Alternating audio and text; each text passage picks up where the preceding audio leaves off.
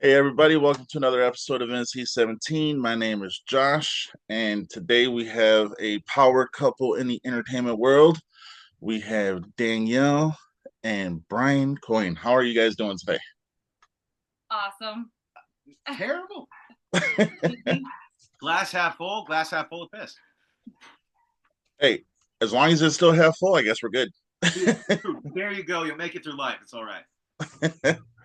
uh, so before we get into the movies and everything, kind of take us back to when you guys first met and who approached who and what kind of shenanigans happened, because I think there was shenanigans. Yeah. I auditioned for his movie. We met out in Los Angeles. So You sound like a pervert right away. It's like right from the jump. Harvey here. Just fuck the actress. A little bit of casting couch. Casting couch. God, this is great. Already going awesome. Yeah, he was casting a movie, Infernal, in 2013. Yeah, it was about 2015. Yeah. So I auditioned for that, and yeah, I got a part in that. I mean, I auditioned. Well, she for was the really, lead. yeah, she didn't get that shit though. But she was so impressive. Because what I did is I'm a dialogue guy, right? I love writing a lot of dialogue, and I'm good at it. I get jobs doing cleanups on dialogue. So what I did though is I took Danielle and a couple other actresses to the side. It was a found footage garbage fest. I hate this movie. Don't watch it. Watch it for her, but then stop it. Not total garbage. I hate it. But you know what? I'm out of that world now. So this girl though was so impressive. Wow, God, did you do Crazy Eyes first? It was great. So yeah, and after that, good story. Who did your makeup? His girlfriend at the time did my makeup. Fiance. So. That's right. Not a casting couch, I promise. Give me human race. Oh, damn it. Listen, I'm not Harvey. But, yeah, and then we kind of went our separate ways for a few years, and my birthday is May 11th. This is May 13th. So he, like, a few years later, reached out to me wishing me happy birthday and was like, oh, our birthdays are so close. And then we fight a lot. And then we 2 Tauruses. Yeah. 3 Tauruses. Mine's May 3rd. Son of a bitch. Are you leaving out the part like how we like reconnected? Are you leaving out that part? What's this birthday business? I don't even to me, wishing me a happy birthday. Great. Well, I guess I'm a nice guy. So good. I'm less of a pervert. I'm just a nice dude. No, I have this anthology picture that I was putting together at the time with the distributor of Infernal, and then coincidentally, Bad Apples. Don't watch it. No, I'm kidding. That one's all right-ish. I own them both. Do you? Yeah. Really? We got 10 cents. Thanks, bud. Which, by the way, let me say, because I'm sure some filmmakers are going to be watching. If you do a low budget picture and you meet Keith Leopard and on court, he is a stand-up guy. So he pays you. So do the thing. Anyways, so I was doing an anthology called Violent Love, right? Which I still kind of want to do. And she was going to be, or we met to discuss it. And then after that, like, she said one thing. I was going to say this. You're going to act like this podcast is called NC-17. So as we're talking, I'm like, oh my God, we have electric chemistry and shit. You know, in my head, she's probably thinking this fucking guy. But she told me one thing. Like, what did I say? What do you mean, what'd you say? I've been saying it in the last 3 days. So she says to me, and listen, let me, for clarity, first, this guy is a friend of mine. Stephen Biro. If you're trying to do a deal, Stephen Biro will pay you on Earth. But I don't watch this movie on a good, like, Friday night to have fun. Yeah, I don't just do that. But I do believe in, the old Voltaire quote of, might not like what you say, but I'll die for your right to say it. So this girl says to me that she once watched Serbian film on her laptop alone. And then took like a 45-minute walk after it was over. Why? The end, probably. And the penis. I send you pictures. My wife stopped watching that movie like 5 minutes into it. I gotta say, dude, like it's playing the festival circuit. Well, actually, it's not. Like a lot of festivals aren't playing a fantastic festival, but Byro had this uh, love affair with doing this documentary about the making of Serbian. It is amazing. All Just right. so you're a fan of how films are made, specifically transgressive films. I just turned my light on my phone. Because I have to be on this shit all day. You know, I have an important boss. But it's really good if you get a chance to see it. The Serbian film documentary. It's way too short though, Byro. Like he had a 4-hour cut. When he sent it to me, I'm like, hey, hour 16, piece of shit. It's really good. Watch it. I actually probably will watch it. Oh, you bet. NC-17. You're not gonna watch the NC. Come on, you. Well, I'll probably get around to it after I'm done writing what I'm writing. So, Whoa, you're a writer, are you, sir? uh, first time, yeah, Oh no. yeah, but I'm working on that too. You fuckers. Listen, it's hard, and you need to commit, and you're gonna get this dopamine rush of like I'm a writer now, you know, and then you're gonna fall on your fucking face. But get over it. Keep doing it. well, I appreciate that. Fucking hate. Actually, yeah, like I was saying, I do own Infernal and Bad Apples. No, I've seen both of them a couple times. Uh, couple. couple. Once. Well, you've seen them more than my wife has seen them. She don't watch horror movies. What? Oh, What?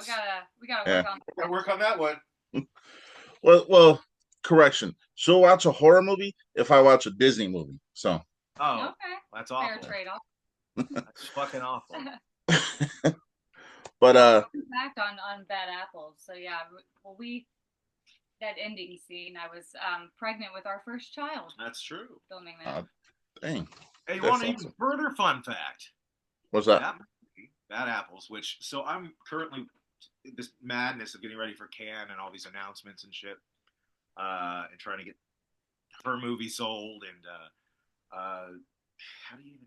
She should be here, but Danielle's movie sold and a lot of things, man. So, but that movie, you know, Angela Bettis from May, Yeah, she was the star before Bria Grant.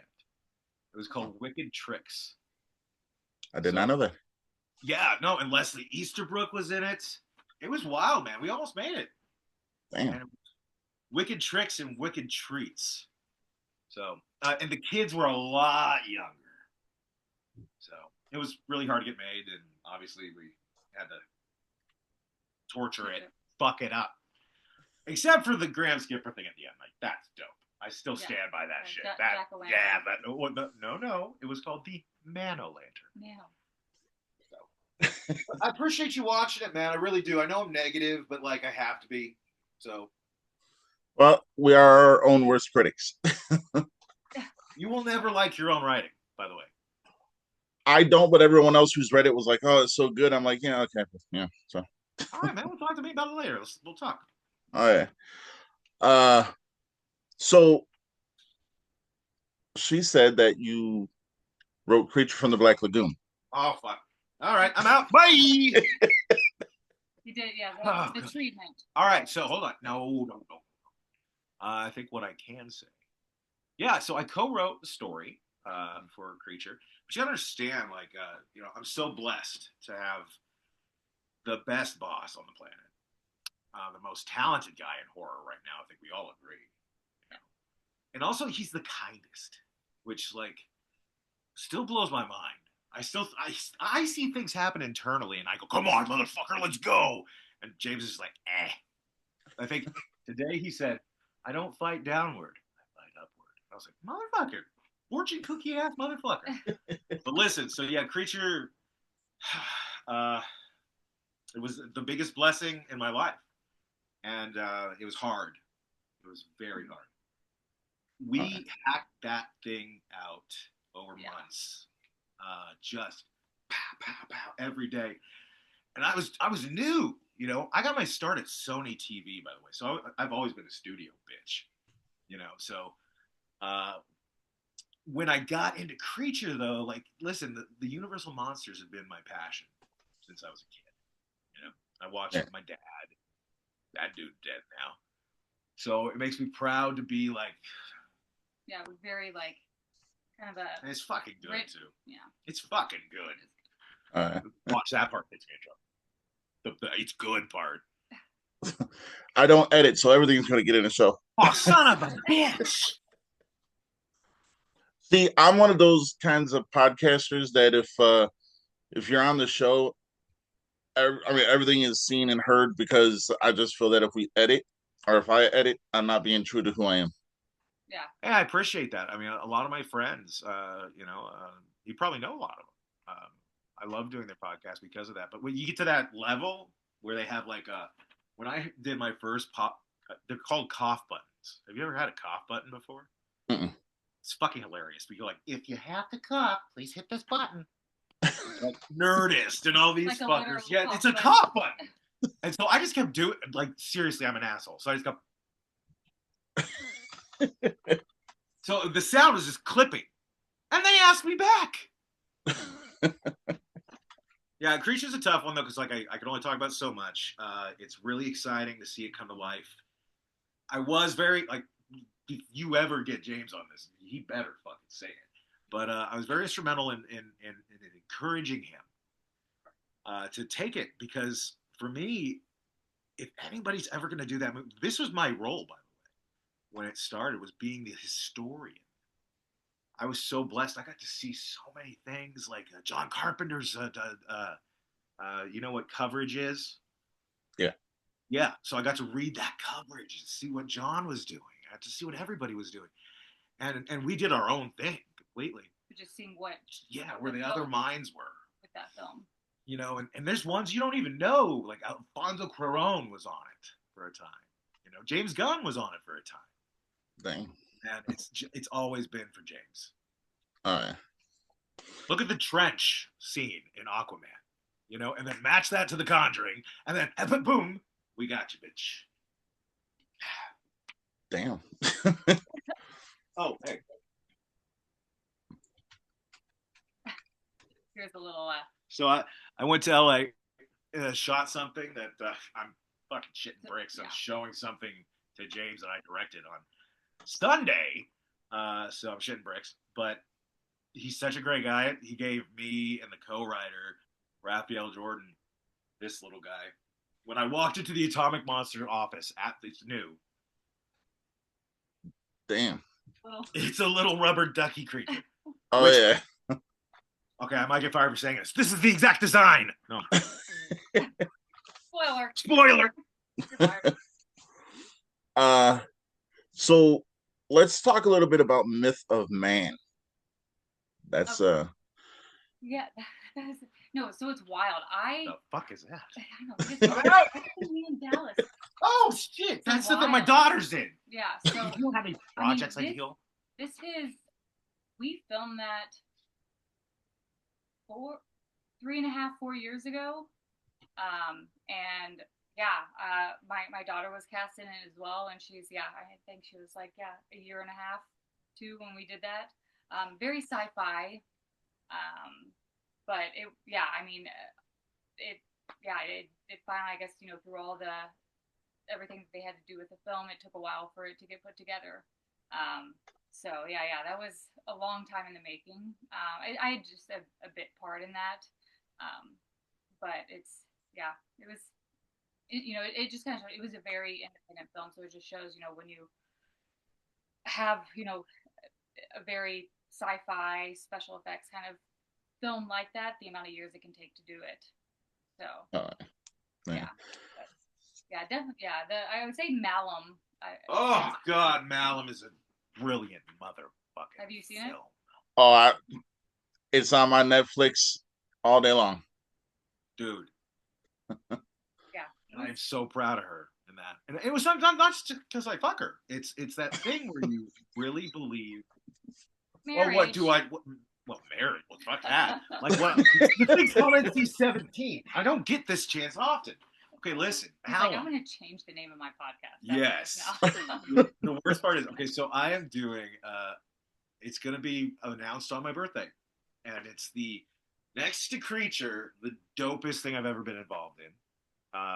But it's with Anthony DiBlasi, the director of Malum, and yeah, I'm gonna tell that story real quick because it's a really funny story, right? Okay, the making fun of him thing.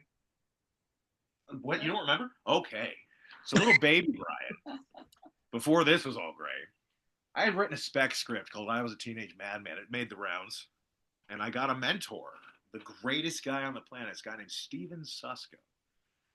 I mean, really, you don't get better than him. But maybe James. Okay, they should fight. Anyways, you know they were doing Texas Chainsaw Massacre together at one point. Google it; it's amazing. All right, listen. Well, Steve, he did Unfriended. Dark Web, and he did this movie. It's called The Fucking Grudge, right? He's amazing. He's the best. Anyway, so I got a mentor, which you need. Just any writer, that's a big piece of advice. You find yourself a mentor and let them beat you up. So I got there with Susko and just the Hollywood douchebag horror writers, right? I'm meeting everybody. Got Scotty Kozar, who wrote Chainsaw Massacre and The Machinist, and I think Eric Kruger was there. The Scream 3, some bullshit called Transformers. So we're all sitting at CAA, the screening room. I've never been in this situation before. I'm shitting myself. How did I get here? It's Midnight Meat Train, right? CAA. It's a 10 o'clock screening, by the way. I still beat Ant about that because they didn't care about me. So just like fucking 10 a.m., right? Like, who gives a fuck? So we're there, and you've seen Midnight Meat Train, right? Oh yeah. Oh, it's a goofy movie, isn't it? Oh yeah.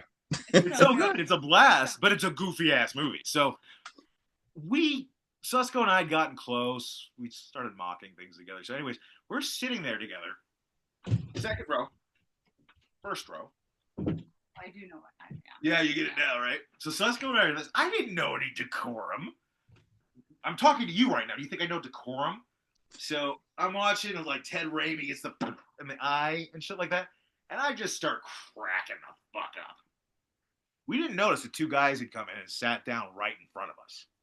So that's going on like, fucking this shit. Look at this. You know, like the blood. Oh, we're like kind of heckling. We get led out to the movie's on. We get led out to the atrium, which, by the way, was in Die Hard. We're standing there, and this one agent, who's a really great guy, he actually officiated. So he's standing there. We're all forced to stand in a circle. Come on, what are we doing? What are we doing? Why is this happening? Don't we leave after a motion picture? What's happening? Dude, the two people standing or sitting in front of us were, God, I'm never going to pronounce it. Kitamura. You know the director. He's amazing. But I never pronounce his name right. Neither do I. That's why I don't try. It was Anthony. Sitting right in front of me. Sitting there. And I'm like, years later, this chick gets a cast in Malum. And now she killed it, by the way. God, she was really good. She was very fucking impressive. But Ant, like, put his all into it. Yeah. He really did. And that's something that you, like... Yeah, he was great, too, to work for and to be directed by. Absolutely. Yeah, he's one hell of a producer. So he's producing some shit with me right now. And I think it's going to be May 13th. Yeah. I think it's May 13th. It's the dopest shit you'll ever see next to Creature that I'm producing, and I'm writing and directing something. So it's really going to be amazing. And I can't say anything better about Anthony DiBlasi. So.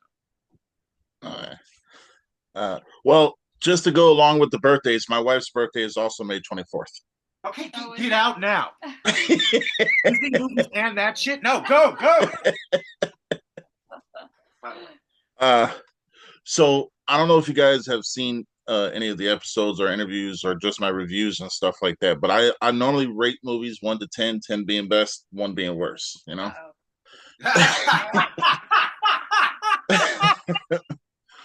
I'm going to say that Malum actually is a 10. It's a fucking 10. Yeah. It's a 10.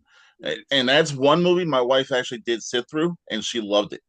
Nice. So So the thing with that is it has like such great moments, and it's like to see what he did from the last shift to Malum, of just getting that bigger budget, being able to do stuff he didn't wasn't able to do in the first one. But yeah, I'm actually like, and I'm the phone calls that happen in that movie. I'm the person on the other end, like taunting her. So which is wild because that was the scene. I'm trying to get something made at the studio level with Ant, and then I'm producing independently with him, right? Because, and again, offline we'll talk about it. I'll tell you the title, and you're gonna go like, "Oh my god, I have to see this." Is that one scene? I noticed what he was doing in the background while she's on the goddamn phone. You gotta watch the background of Mal. Yeah. Any director that does that knows how to fuck with you.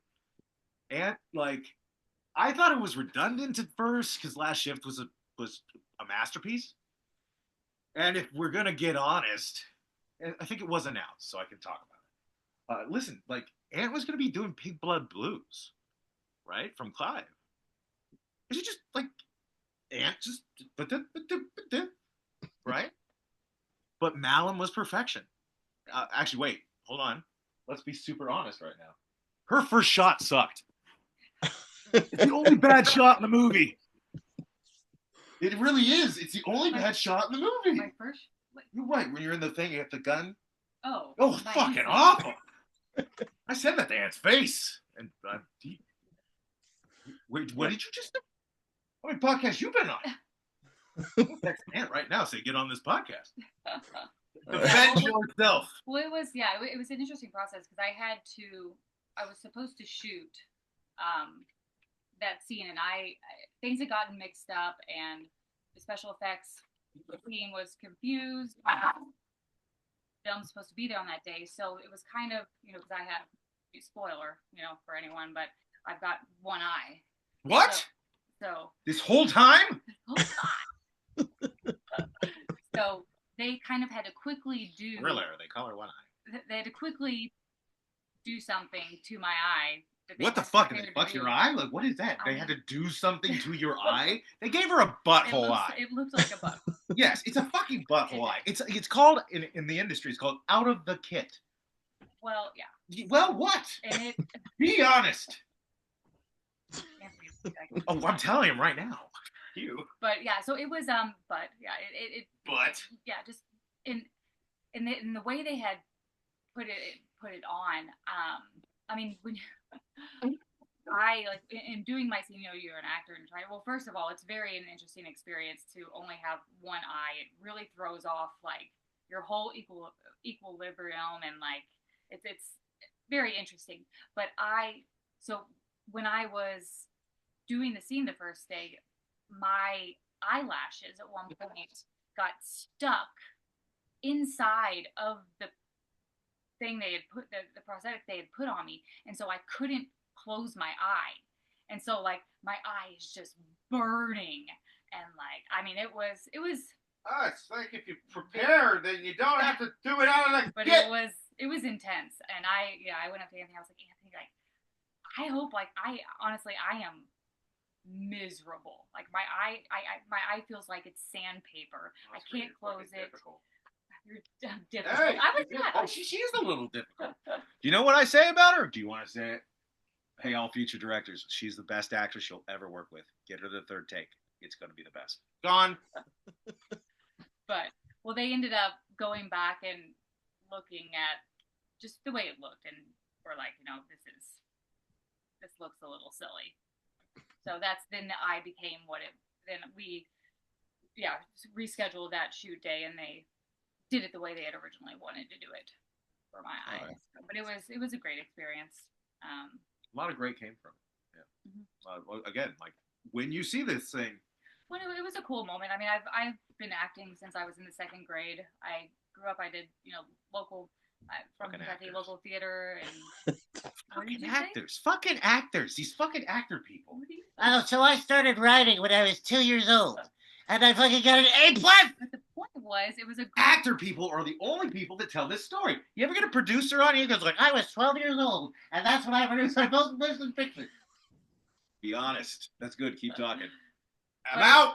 But it was a cool moment to after all the with my parents because it was in AMC theaters. So to actually take my family there and buy a movie ticket and sit in the theater was a really special moment. Okay, that'll stand. That's a beautiful thing, right? And I'm honestly jealous of her because, like, when I got Creature, I wanted my dad there, because he put me through all those. My dad. Okay, now you're gonna do it, you fucking asshole. I have to apologize to you because I'm gonna go like, When I was 6 years old. yeah, I got you, motherfucker. Okay, listen, calm down, you. When I was a kid, good. Go ahead. So I'm a millennial, well, you can tell. And in school, they were always like, the kids were being little shits. Yeah, I saw Chucky. Chucky is so scary, you fucker. He's like, boo. Right? So I go home and I say, hey, Dad, I want to see Chucky. He goes, no. I go, why? He's like, you're going to watch all the classics first. Walks away. That was my dad. So he tells my mom and I to go rent Frankenstein and Dracula. That's it, right? Started in 1931. So we go. And my mom, bless her soul, I got my taste for trash cinema from my mother. I got my good taste in cinema from my father. So we're walking around the video store. Remember the Ed Wood standee, which I still quote today. On business calls too. Like, in reality, it happened every day. So we find Frankenstein. And we find Dracula. And we go home, watch it. Like, my pop and I watched it on the bed, and I'm like this. And I'm a kid, man. I'm used to colored television. I'm used to all that shit. For some reason, it got my soul. Okay, it ended, right? Are you a fan of the 31 Frankenstein? Oh, yeah. So, the kaleidoscopic images, right, at the end? That big question mark for the monster. So I'm like, oh, fuck, this is amazing. Pop the movie out. Get ready for number 2. We're watching it. I dig it. It's cool. My dad leaves me on the bed. This isn't Dracula. Leaves. Dude, it was Mark of the Vampire. It was fucking Mark of the Vampire. But you know what's funny about Mark of the Vampire is it's a motherfucking Todd Browning movie with Bela.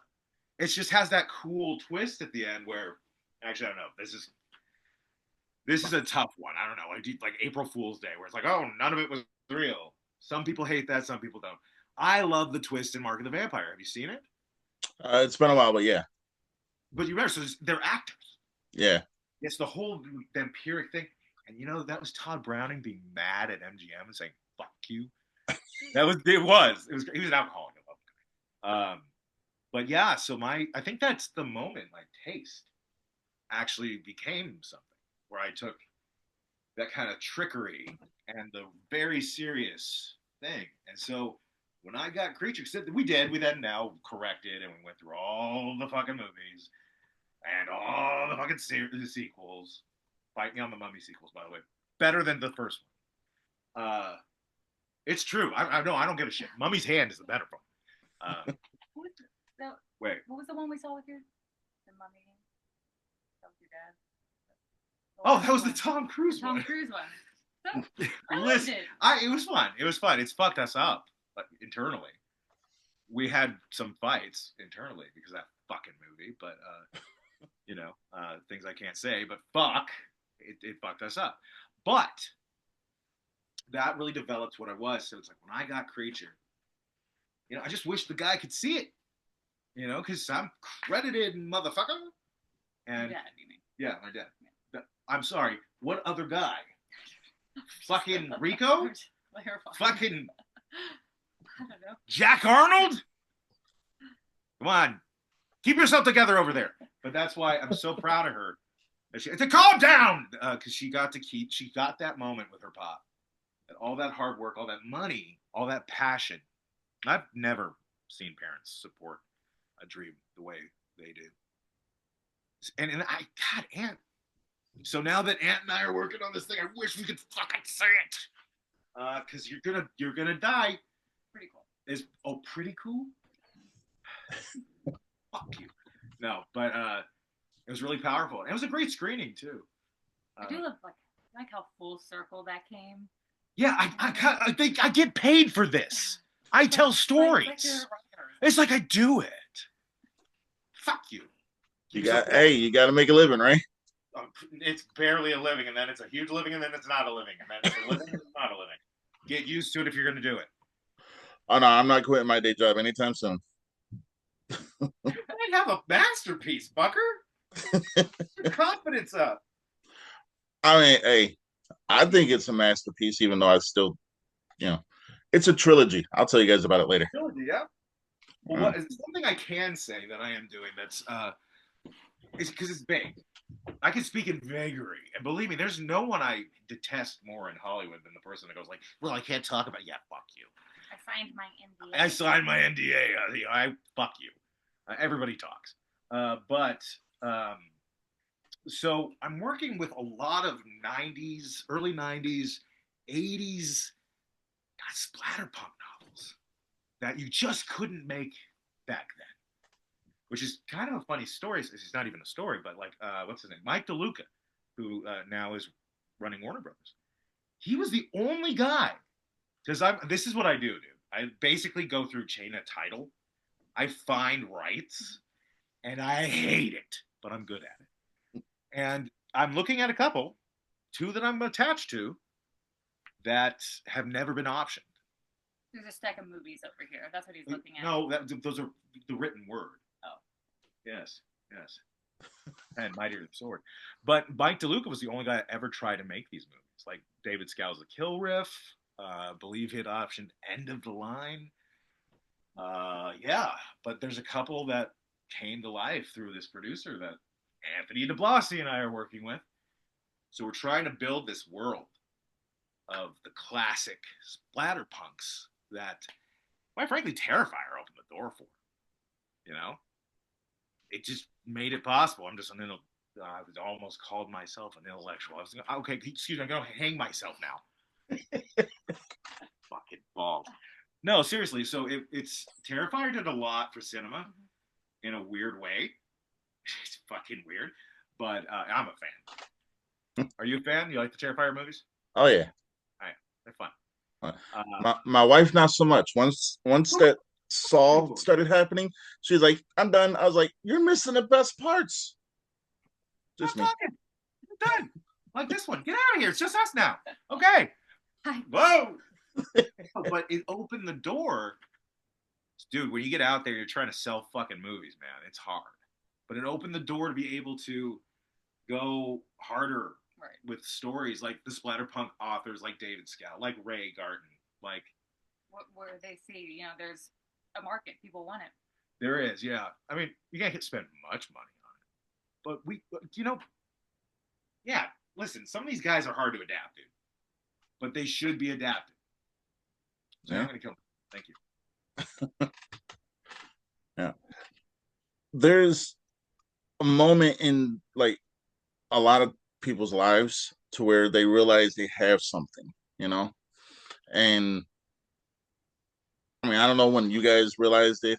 I'm pretty sure that, once you realize you guys had the thing that your careers that you loved, it was, I'm pretty sure it was a magical moment or inspirational moment, and I've interviewed a lot of people.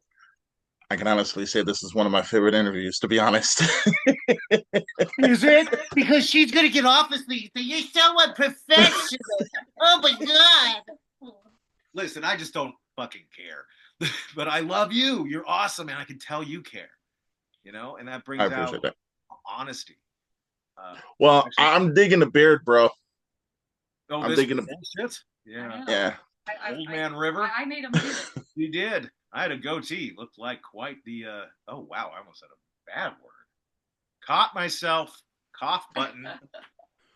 Well, Yeah, but I think, to kind of to what you're saying, I feel like is like, I've said, when you love what you're doing, and it's, it's like we have 3 kids. Just kept knocking her up. I know, like one after the other. I was like, put my legs down. Okay, yeah, really? That's how it happened? Oh, we have much different memories. Because I seem to remember. Good luck.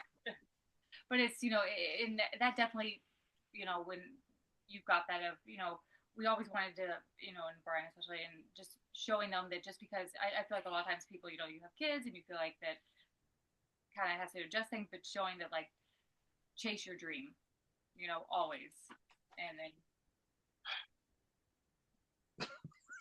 but I said it's, I feel like, when I'm on set, I have a lot of things going on, but when I'm on set, there's nothing that feels that way. And every time I do it, I'm like, this is why I want to keep doing it, and this is why you go through the struggles, is because it's a feeling that you can't replicate with anything else. But Okay, so this is why we work together, by the way, because that was just stunning. It was very inspirational. You have like a poop face on. Yeah. Oh, yeah. It was terrible. So what I would suggest is, if that touched you, please tune out now, because I'm gonna deflate your balloon. Listen, you know who fucking said it to me once? Oh, no, this is not name dropping, okay? It's like, you can deduce that I know people, okay? So it was James Gunn. He said, chase your dreams, give up everything for it, if you're good. And that changed me, man. So back to the beginning of this, when I said, find yourself a mentor. My whole life changed watching Prince of Darkness, because I was drinking Newcastle, right? So weird. This is the beer choice. You don't remember that? Yeah, no, because I love Newcastles and Guinness. I'm Irish as fuck. Well, maybe you're not looking hard enough, young lady. Okay, listen. Calm down over there. God, I can't get through anything with you people. Listen, she is. She's going to go. You said, oh, one of my favorite podcasts. She's going to say, oh, my God, how do we undo the trash you just threw? Fucking shut up. I've done this too many times. Listen. So it was really a powerful moment for me when it was all over. Hey, man, you mind if I have one of your Newcastles? Oh, man, cool. And we were at a backyard screening at an editor's house, who's also a great filmmaker. But, it's a lot of us douchebags. And we were watching a 16 millimeter print of Prince of Darkness, which I actually don't like. Yeah, I said it. Come get me. Fuck that movie. But so I was saying, fuck that movie in the back, though, away from the people that worship, with Susko, right? And we're just chilling, doing our thing. I'm walking to the car afterwards. He was like, man, what do you do? And I go, well, man, I just wrote something. And by the way, I'm a bender writer. Oh, yeah. Oh, when I have a fucking thing to say, I go and kill myself doing it. I believe in killing yourself for your art. Tear apart your life, because that feeling you have in you, that talent, if you have it, that's why you get a mentor. The mentor can then look at you and say, you got it. And they're going to push you. So I wrote a script called I Was a Teenage Madman. I think I talked about that. I sent it to Susko. He went on his family vacation that weekend. And he read it on the beach. And he goes like, dude, this is the best dialogue I've ever fucking read. And to this day, God, I wish I could fucking say it.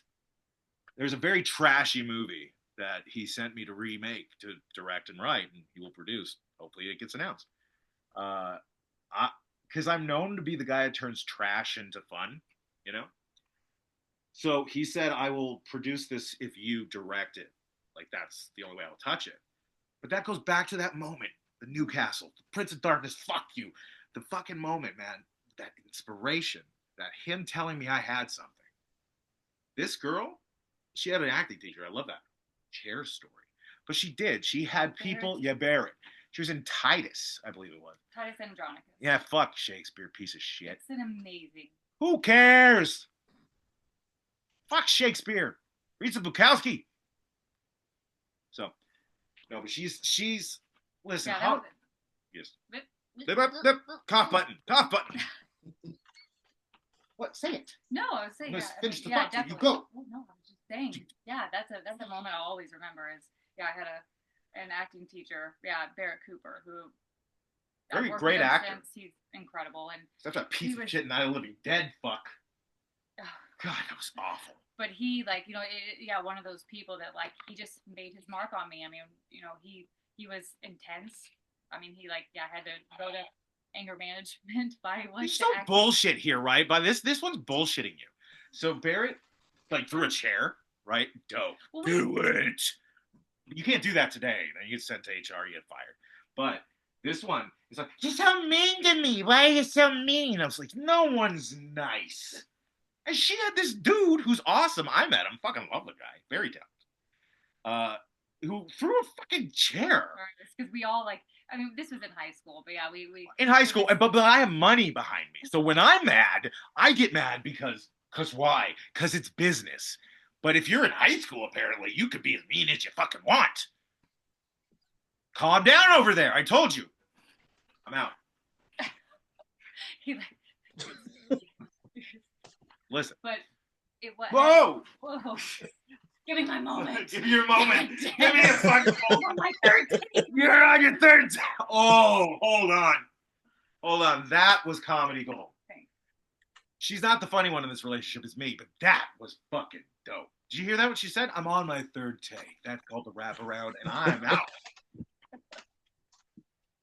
But yeah, so probably up like a muppet.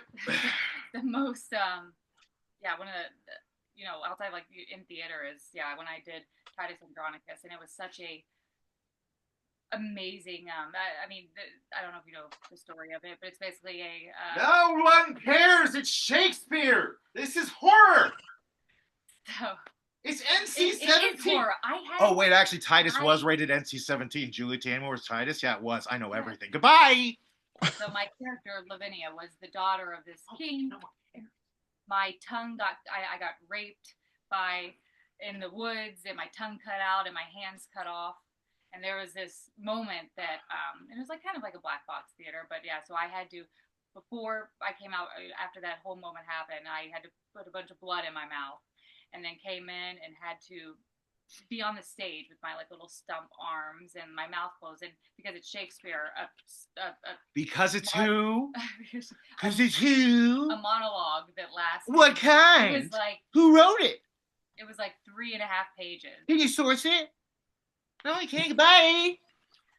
So, and it was this, this moment, and the audience was so impacted. So the woman is trying to come out and find me and look for me, and gives this whole 3.5 page monologue, and then I just open my mouth, and all of the blood just pours out of my mouth, and I go up into the audience, and it was really a very intense moment, and it's something that I haven't gotten from an audience before, where I mean after every time was wow, it was so that was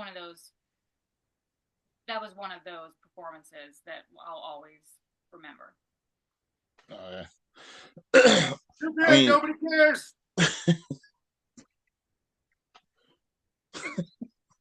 actually, if they take this call. Actually, no. It's those moments like that, like you said, they're everlasting. But I think it's also those moments that kind of define you of where you kind of want to go with your life and your career. Mm-hmm. So I mean, it's phenomenal. And I don't come from no theater, I mean, I know movies. My wife, she comes from, I'm on this side of the tracks. She's on the right side of the tracks. So she went to theater and all that other stuff. Huh? Disney's the right side of the tracks? She's on the right side of the tracks. I'm on the wrong side. You think? Okay, so you probably think this one's on the right side of the track. So you come from passion. You come from finding it yourself, right? Yes.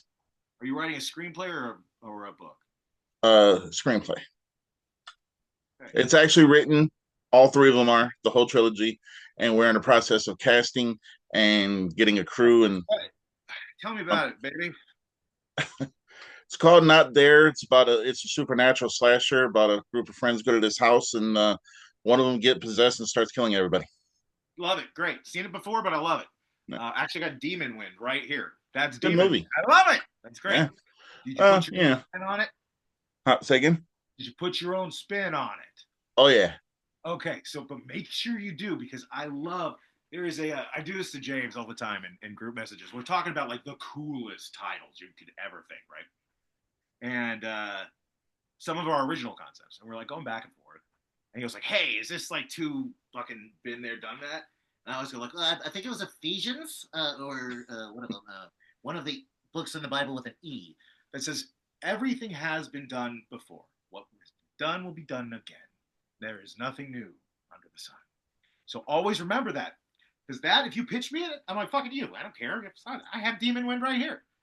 You need to sell me you, okay?" So I can tell you right now, no one knows who the killer is until after the second end credit scene. But now you're on a podcast. Don't fucking ruin it. No, I'm serious, man. Like that's fun. Like Terrifier. What the fuck is that? It's a fucking clown killing people. Okay, but it Pennywise. was a performance, Nah, right? nah. It really gave it something, and I think Damien like grew as he went. And 3 is fucking awesome. I like them all, but like he grew. Hey, listen, I have to grow, so I can say he grows. So, anyways, And where are you located again? Roseville, Michigan. Okay. was that you saying cast me in a weird way? That was a little roundabout cast me. No. He's like, Are you taking up with auditions? listen, dude. So, are you directing? No. Who's directing? One of my friends, her name is Shannon Atkins. She's been in some movies. So Oh shit. yeah, she's also directing another movie called The Sibylla 6, which is her story. So I'll let her tell that Okay, I story. fell But asleep anyways. Okay, listen. That's dope, dude. well, wake up over there. No, fucker, that's Demon Wind. I don't give a shit. You gotta convince me. Listen, man, that's really great. I'm proud of you. Like, we need to be proud of each other. If we're not, like, dude, this is the hardest game to play. You know? Yeah. And meeting each other and connecting. And you should cast her, by the way. She's fucking third take. But I'm good on the first take sometimes. sometimes, yes, totally. If you give her Demon Wind material, she's gonna get it. Yeah, so like, which is hilarious. I wish I could say something to him. I'll say this to you off camera. You should hear the 2 remakes that I'm up for directing. So when I'm making fun of Demon Wind, you're gonna be like, "You little shit," because I think Demon Wind actually. I'm gonna make some text right now. No, I'd love to see, like, dude, put your heart into it. Die for it. Oh, yeah. Stay up all night. Push it, baby. So do it. I'm almost done. So, just a short story. So I wrote it 2 years ago. It was going to be literally a short story, but then I woke up one day, quite literally February 15th at 4:55 a.m. and I was like, I'm turning this bitch into a trilogy. So how long is it? How many pages would you make me read? First one's 45 pages. Second one's going to be about 63 pages, and then the third one's going to be about 80 pages. Okay, so Shannon, what is it? What is her name? Shannon Atkins. Dude, that was not even on purpose. Like, I just don't like. No, you're good. You're good. Okay, so cool. Okay, let's talk about. I want to see what you got to do, man. And so you got a little money behind you? I ain't got no money behind me. From the bootstraps. Yes. Like, what little money I have is going to the cast. Like, I'm gonna be 100%. I'm not doing this to get rich. I'm not doing this to, I make a pretty good living for me and my wife right now. We all are. Stop it. You got this. You got this. Get the confidence. I'm gonna. I got confidence. Even if I got to hold a camera or a telephone all day long, I will make sure this movie gets made. Fucking confidence. You're doing it for money. We're all doing it for money and passion. Shut the fuck up. God, I'm so sick of this shit. You got me on a bad day. I have to get ready for Cannes. But dude, I really mean it. Like, you are fortunate to have passion. Many people go through their lives with no passion, right? Yeah. But you got it. Your director's got it. By the way, good choice, female director. You can sell that shit real quick. But that 45 pages, that's going to be a feature, right? Yeah. Yeah? Okay, cool. Oh, yeah. Yeah, they're all going to be features. I determined a long time ago. Okay, not a long time ago. February 15th. I'm not writing short stories. Well, it's going to be features all the time. It's never going to be a short story. Good. You can sell that. Yeah. But you should make some money on your passion. Don't say it's not for money. You have a family, don't you? I have a wife, yes. Yes. Yeah, I've heard about her. Yeah. So have I. Hey, don't you want to use that passion in your gut and that fire to support her? So shut the fuck up and be confident. You got this. Motivational talk to Dude, Bryan. this is what I do with her. I don't fucking care. You think I get treated well? Two people treat me well. That's even questionable. Listen, nobody's going to treat you well. Nobody's going to respect you. Nobody's going to give you your fucking time. Anybody listening to this who has passion, get the fuck over yourself and prove it. You kill yourself for your art, for your passion, because not everybody has it. Okay? We are lucky people. And on that note, I actually have to go make a phone call. Okay? Can she handle the rest? I really like you, dude. You're great. I appreciate that. You're awesome. Dude, like man. I said, this is my favorite interview. So yeah, that's great. She's gonna fucking rip my asshole. She's gonna fucking rip my asshole. It's gonna be great. But I want you to do this for me, okay? all right. It's so weird, but man, you got to get up every morning and fucking just tell yourself, I belong here. Right? Yeah. You belong. Because I see this shit behind you. Right? That's the same shit I got. That's the same shit that got me here. Got her to me and us to this. But you just got to keep going, get the fire in your gut, and get more cool filmmakers on here. You know, none of them are going to be as entertaining as me. It's like fucking dude, fuck off. I can 100% vouch for that. It's true though. Look at that dude. I'm in the room. Everyone's like, fuck off. Okay, so she's got a lot to deal with. I want to hear what you got, my friend, and just you get info. Everybody watching, I love you, except for you. You know who you are. Fuck you. Hey, passion, keep it and shut the fuck up. Shit. And he jumps out the Hope window. you fucking die. Hope you pieces of shit die. Hey, I'm back. I'm sorry. I didn't really leave. I was got one more thing to say. So, I'm out. Hey, ask her about her live experience work. It's really incredible stuff. Specifically, which one do I like most? Actually, I don't care. Just ask her. Don. Where's my No. Good luck, I mean, my friend. Good Thank luck. you. Thank you.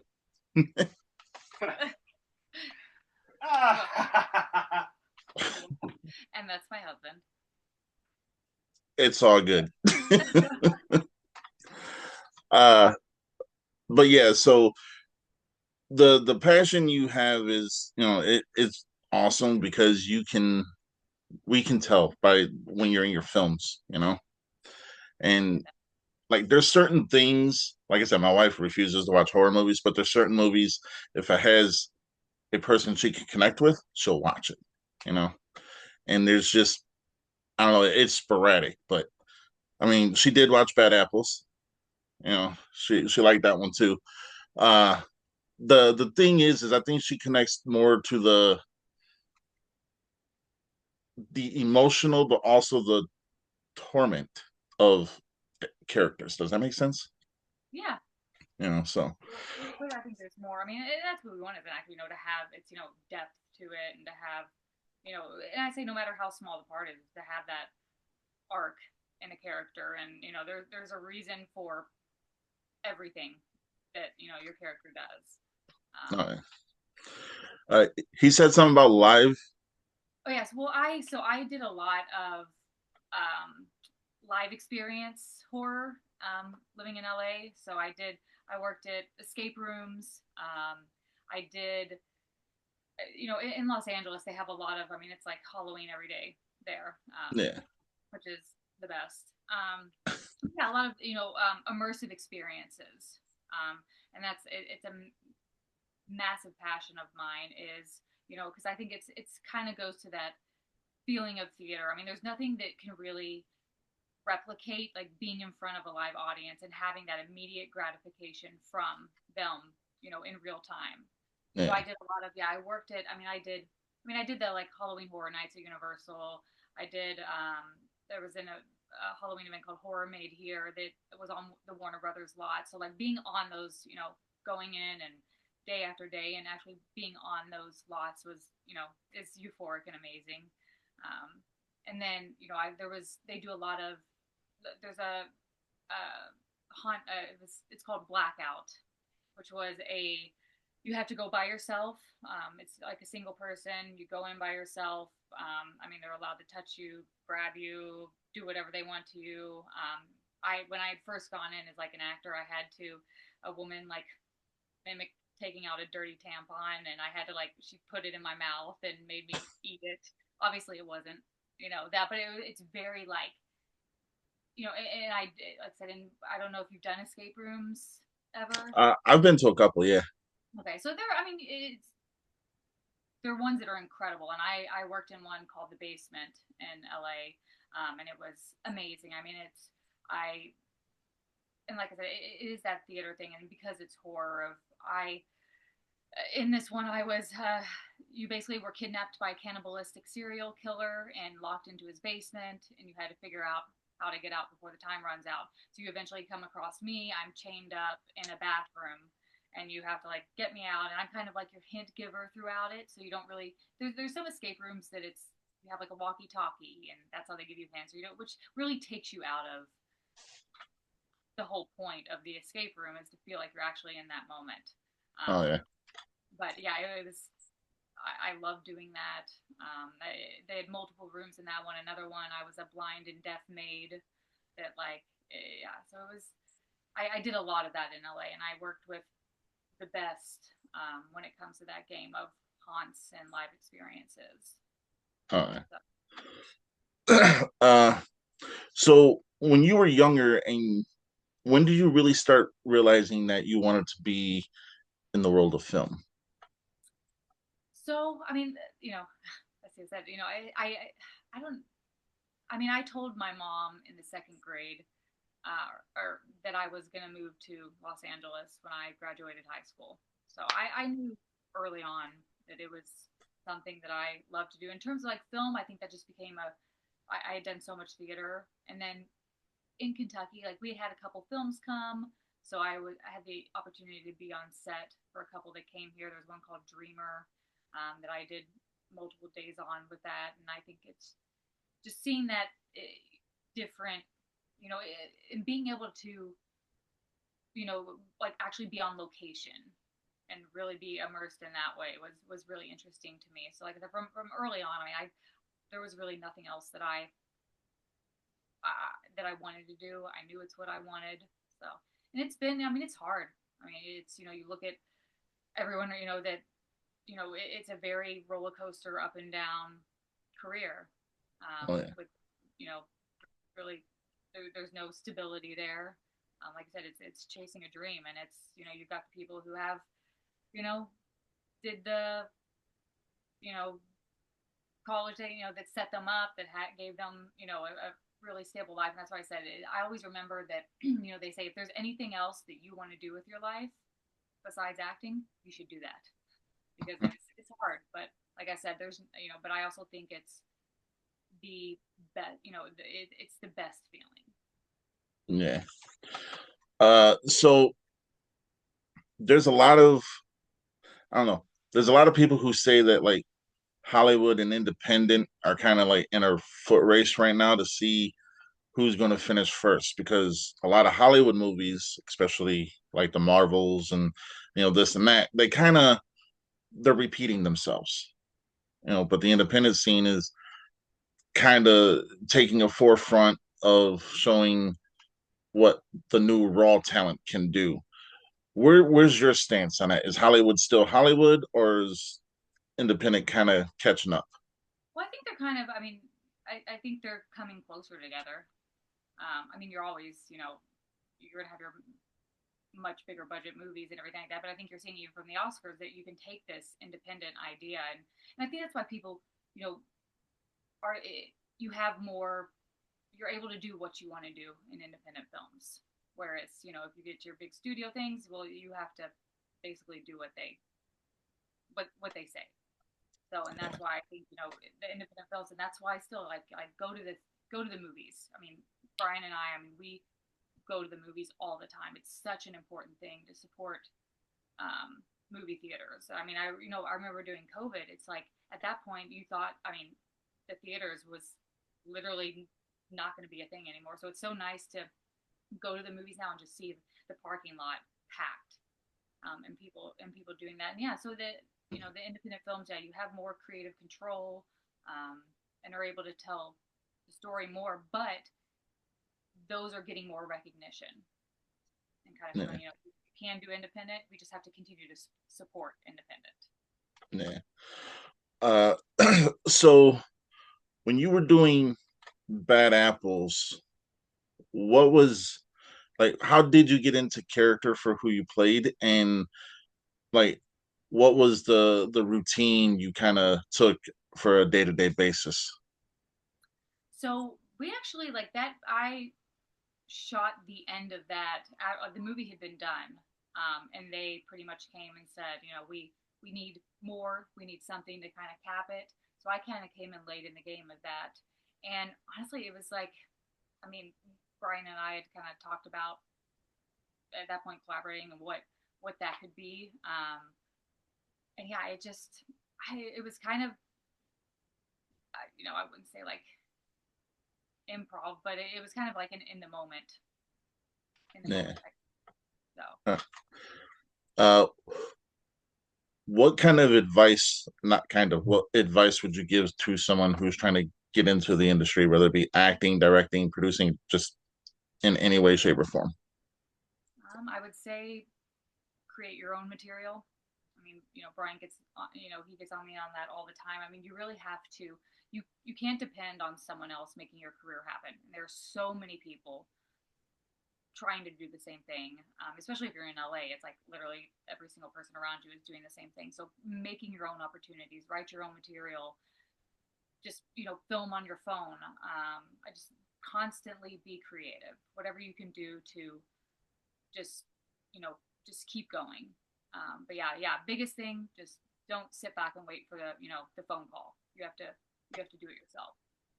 Oh yeah. So what does the future hold for you specifically? Because I know you got I think you got a testimony, a short film coming out. But like, what else does the future hold for you specifically?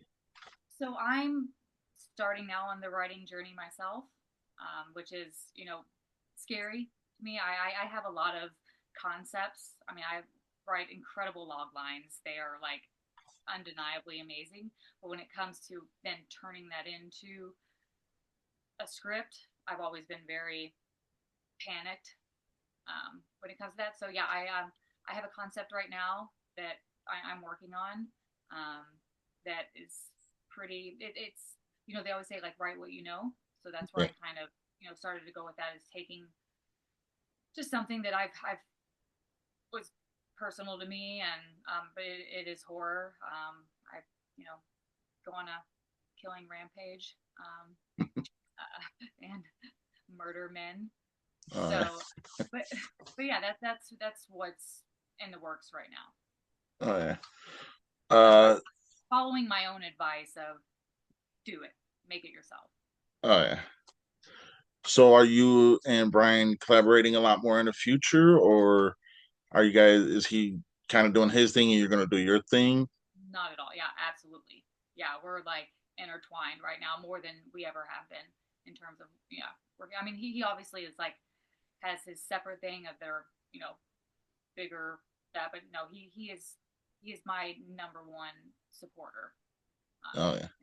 That we ride this together. Yeah. Yeah. It's refreshing knowing that people who are married can work together, because there's a lot of people out there who refuse to work together, you know.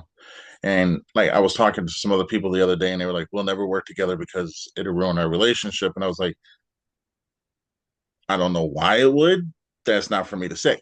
But Right. the fact that you guys can work together is awesome. So Yeah, and I mean, we fight like crazy, but it's well, I said it's as I've told him, there's no one that like gets me like he does. It understands like, and then our horror and inspires me, and it's just it's it's challenging, but it's yeah, I don't see that with anyone else, and it's yeah, I think he's incredibly talented, and he has been long overdue for the success that's coming for him. He's spot, and he's made and where I say make it happen, I mean he has made every single opportunity he has is because he did it himself, and he's Yeah. a master class in that.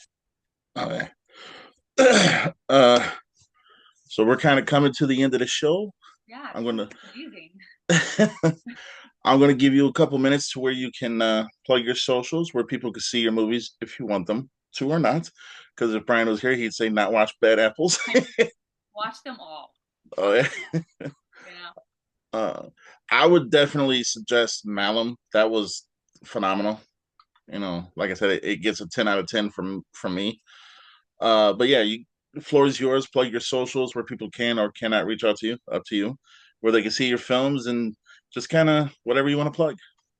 Yeah, absolutely. Yeah, I mean, hands down, agree. Malum is incredible. So absolutely, and it's on Shutter. It's on AMC Plus. Yeah. Definitely. Bad Apples and Infernal. You can stream those as well. I recommend those. I'm Danielle Coyne on across the board on everything. So yeah, please follow me. It's some pretty amazing things are going to be happening. Oh yeah. Well, I want to thank you and Bryan. Whenever you tell him, say thank you. Or see him, tell him I said thank you if you can. For coming on and being awesome guests. And I can definitely see the yin and the yang, so which is a good thing. Oh yeah. But no, it's keep up the good work. I think you're a phenomenal actress. I think he's a phenomenal writer, director. And hopefully one day in the future, maybe we all can work together. I mean, there's low man on the totem pole, and then there's me way down here. So yeah. But no, yeah, I mean, you should, and take up Bryan. He like to sideline with you. All right.